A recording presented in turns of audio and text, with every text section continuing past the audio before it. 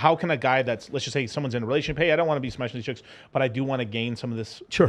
What can a married guy do? Or what can a guy who's like not looking for like girls, you leverage some of this stuff to actually help him in this business? Yeah, so a lot of my clients, if you go to my free school server, a lot of my clients don't Which is linked below, you guys. Yeah, don't put any girls. They put 0 women on their social media. Okay. And the reason why they'll do that is because they're an accountant or they're a lawyer or something like that, maybe a top secret government clearance. A lot of military guys in my program. And so for those guys, what we would do is it's the same concept, so we just don't use as many women. The reason why I use the example of influencers is because if you can bench press 300 pounds, you can bench press 200 pounds. Having parties with influencers is harder. Like when we source, remember when we do the Avengers thing with Fresh and Fit, we all showed up on time. Right. Of course we did, because we're fucking men. We're accountable. Yeah. We text each other. We all text back. We're men. When I have 10 girls here with big fake boobs, they're late. It is like herding cats trying to get these women to show up. And you guys have to believe this shit, because I've been here backstage a ton of times. Like Michael invites like fucking 40 bitches and like 5 show up. Yeah, it's crazy. It's right. Like we always know it's crazy, because last week you guys saw there was 14 girls on there. I was like, what the hell? Because every girl showed up. It was because the show continues to increase in status. The flake rate becomes lower and lower, which, by the way, every one of you who watches this, you'll notice that as your status increases, the flake rate on women who you ask out will decrease drastically. Right. It's going to go lower. The question you got to ask yourself is, would she have flaked on Drake? That's why I got that from Brandon Carter. It's like, if this was Drake, would she have flaked on me? Yeah, of course she wouldn't have. So that's essentially what happens. So as your status increases, you're going to start noticing you get fewer and fewer flakes. But again, if I can do this by getting 10 girls to show up here, when we start doing this with real estate agents or mortgage brokers, it's a joke. It's a joke. Because they're men. You shake their hand. If I shake your hand, I'll be there at 2:00 on Sunday. The motherfucker will be there because he's a man. He knows he doesn't have value from his big fake tits. He's got value from keeping his word. So if you can do this with influencers, it's very easy to do this with men. This is the reason why I always start with the female influencers first. Right. But anyway, so the steps are, if you go to the free school server, there's a free course where we teach you how to do this. Step 1 is fix your social media. Step 2 is to build a list. So in your case, let's say you don't want to do it with women. What I would do is have 200 people. Russell Brunson, in his book, Traffic Secrets, he talks about a hot 100. These are the hot 100 people you want on your podcast, or you want to collab with, or you want to like get on their podcast.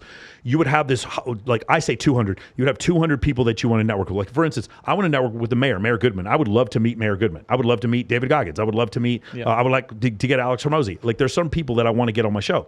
So I would put those people on my list. Step 3 is to find 6 events to invite people to, and you want open threads with these people. You want as many open threads as possible. There's a trick, I don't know if you guys know, there's a new Instagram update where you can't message people, and you can't message people twice unless they accept your message invite. Right. We have a workaround. If you guys join MOA Mentor or like join the school server, the first thing we do is teach you there's a workaround. We've completely defeated the new IG update. Nice. I don't want to say it out loud what we do, because people will see this and then they're going to change it on IG. Right. And then step number 4, and I'm going to say this, even if you're married, you should be showing up to events with 6 beautiful women. I don't care if you're married. I don't care who you are. If you showed up to an event with 6 beautiful women, let's say your wife and a couple other women, some friends, you are going to see I used to only go to Ty Lopez's events with beautiful women. I used to go to Fleischman's events with beautiful women. When you do that on a regular basis, let's say it's not 6, let's say it's like 4, you're going to notice everyone's going to stop. Everyone's going to give you their card. Everyone's going to remember you. Everyone's going to want to work with you, and you will get invited to everything. There's a great book. It's by Professor Ashley Mears. She is a professor of sociology at Boston University. The book is called Very Important People. Okay. In the book, she went undercover. She's a PhD in sociology. She goes undercover as basically a bottle rat. Yes, I've heard of this book. Yeah, she's a bottle rat for like 2 years.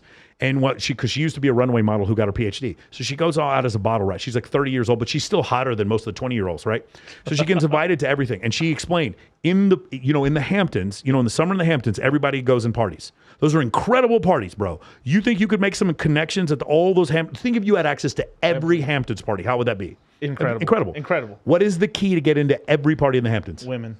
Having fucking women with you. I'm sorry. Debate over. You should be able to do this. If you are a guy who's competent enough to have beautiful women with you, fucking them or not, you're going to be able to be a better networker, period. Is it because there's scarce resources? It's because there's this, again, go back to hairless murder rate. Okay. Dudes are going to see that you're with women and just be like, well, that guy's probably not a weirdo. He's probably not a psychopath. He's got a bunch of women with him. For whatever reason, everything you say is just more interesting. Right. And the other thing is this. It's my job to protect my female friends, but not my job to save them. Often, my guy friend, like what a quote, bro. That's a quote. I'll walk in with 6 girls and I'll walk out with 5 because one of them met a dude that she liked. If I'm the reason why most of my guy friends are meeting hot women, good. That's what I fucking want, dude. That's what I want. But again, like that's the thing you want to do. I want my friends to get their jobs through me. I want my friends to meet their girlfriends through me. I want to be the ultimate connector, like it talks about in that book, The Tipping Point by Malcolm Gladwell. Like that's what I want. So I have a huge book list that I recommend to all my clients. I teach them how to do this high status networking. You can do it for women or not for women. It's not a dating course, but my clients end up dating like obviously really beautiful women because of pre-selection. And so that's essentially what happens.